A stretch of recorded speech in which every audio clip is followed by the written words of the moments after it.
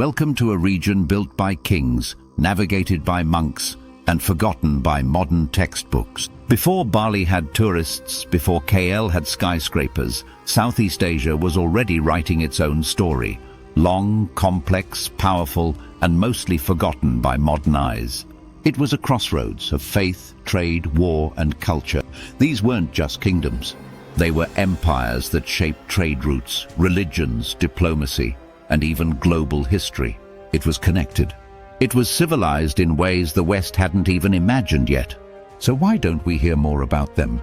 Let's fix that. But before we glitch back in time, do the smart thing. Like, sub, and help this channel teach what textbooks forgot. Now, welcome back to a part of the world that history classes mostly skip, but where civilization was thriving while Europe was still figuring out clean water. Let's glitch through time. Influence behind the civilizations. Before we get into the empires themselves, there's one thing we need to talk about.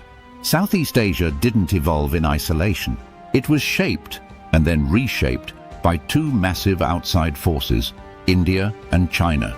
From as early as the 1st century CE, ships from India were bringing more than goods.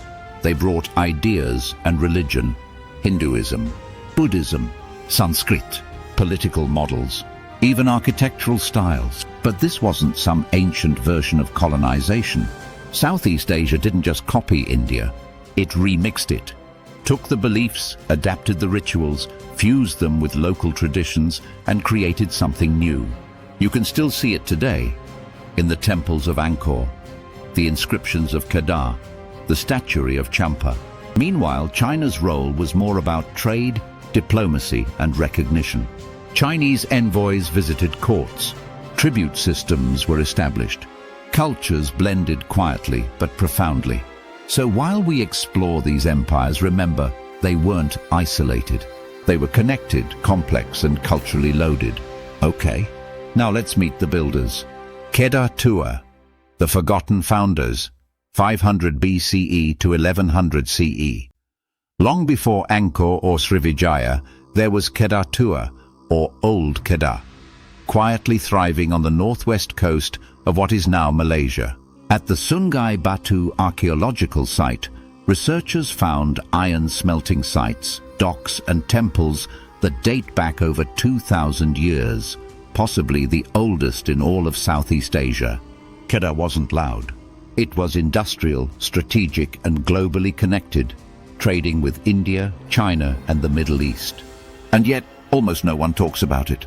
No giant temples, no empire tales, just infrastructure, technology, and trade long before it was trendy. Kedah built the foundation. Everyone else built on top of it.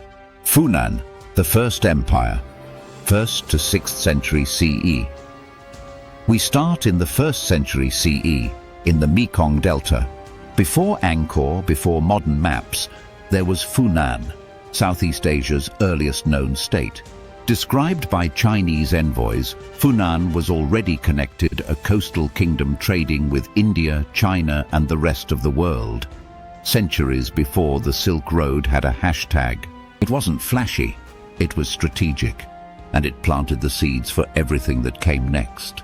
Srivijaya, the oceanic giant, 7th to 13th century CE.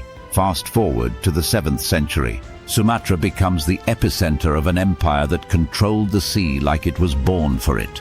Srivijaya wasn't just about territory. It was about trade, spices, gold, and ideas. This was a Buddhist kingdom that sent monks as far as India and China and built its wealth by mastering the maritime choke points of the region. Some call it the Venice of the East. I call it maritime capitalism before capitalism existed. It lasted over 600 years. Not bad for a kingdom that didn't need castles to prove its power. Khmer Empire, Angkor's legacy, 9th to 15th century CE. The Khmer Empire is famous for Angkor Wat, and fair enough, it's the largest religious monument on earth.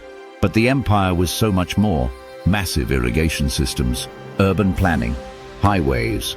A city so advanced, its remnants are still being discovered by satellites today. At its peak in the 12th century, The Khmer ruled over large parts of modern-day Cambodia, Thailand, Laos, and Vietnam. They were builders, strategists, and spiritual innovators. This wasn't just Southeast Asia. This was sacred engineering.